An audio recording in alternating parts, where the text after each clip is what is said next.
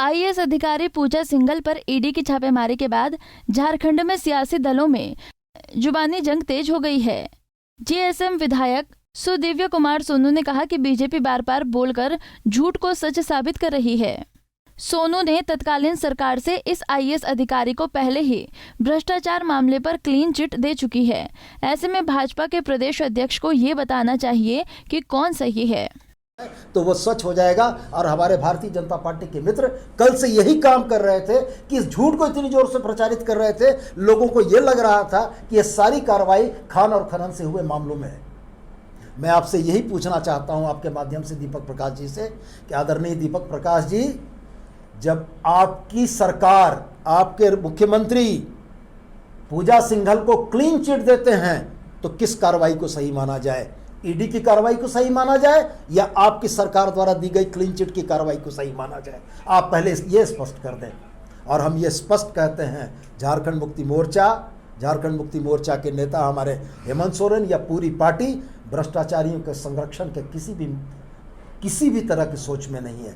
हम ये मानते हैं कि यदि पदाधिकारी भ्रष्टाचार करेंगे तो उन पर विधिसम्मत कार्रवाई होनी चाहिए, लेकिन हम इस बात का भी घोर विरोध करते हैं कि इस विधिसम्मत कार्रवाई के नाम पर यदि माहौल बिगाड़ने की कोशिश की जाती है, अपने राजनीतिक एजेंडे को पुट करने की कोशिश की जाती है, तो झारखंड मुक्ति मोर्चा इसका पुरजोर विरोध करेगा और जनता के सामने सब सच लाएगा और सच बताएगा। और मैं फिर आपसे यह गुजारिश करूंगा कि भारतीय जनता पार्टी के नेता राज्य के अलग अलग कोनों से बयान देते हैं और वो बयान अलग अलग एंगल से छपते हैं और ये बयान कहीं न कहीं जनता में भ्रम की स्थिति बनाते हैं। तो मैं आपसे यही कहना चाहूँगा कि हम और हमारे सुप्रियो ने बैठकर पार्टी के ऑफिस से यह बयान आपको दिया है, इस बयान को भी जनता के समक्ष उसी बेबाकी और उसी स्पष्ट रूप में जाना चाहिए कि ये बातें इस्टेब्लिश हों कि भारतीय जनता पार्टी के झारखंड के नेता दिग्भ्रमित हैं।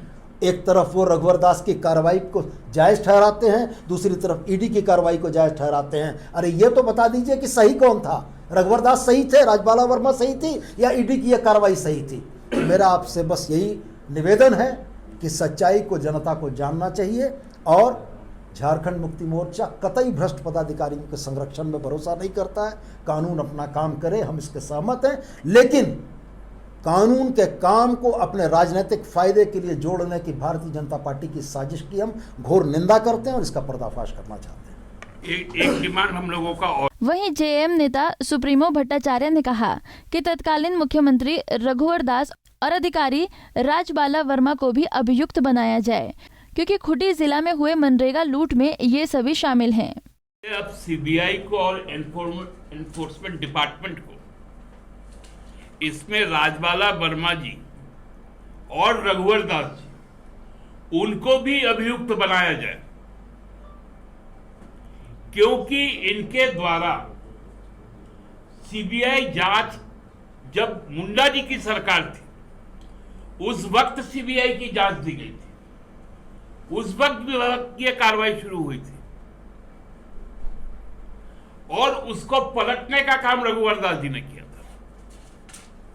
तो रघुवर दास जी भी इसमें सह अभियुक्त है मनरेगा के लूट में, और हमको लगता है कि अब बाबूलाल जी भी उसमें से हिस्सा पा चुके हैं, क्योंकि बाबूलाल जी पहले विधायक बेचते थे,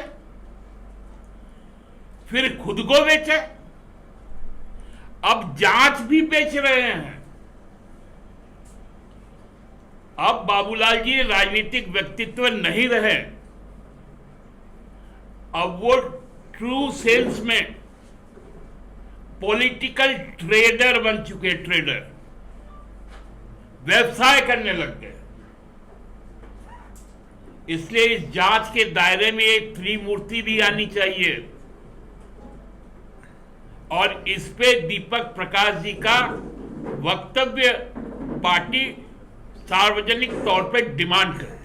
आईएएस अधिकारी के भ्रष्टाचार के भंडाफोड़ के बाद झारखंड के सियासी दलों में जूतम पैजार चल रहा है। समझ में नहीं आता कि आखिर एक अधिकारी पर कार्रवाई के बाद सियासी दलों में इतनी हलचल क्यों मची है।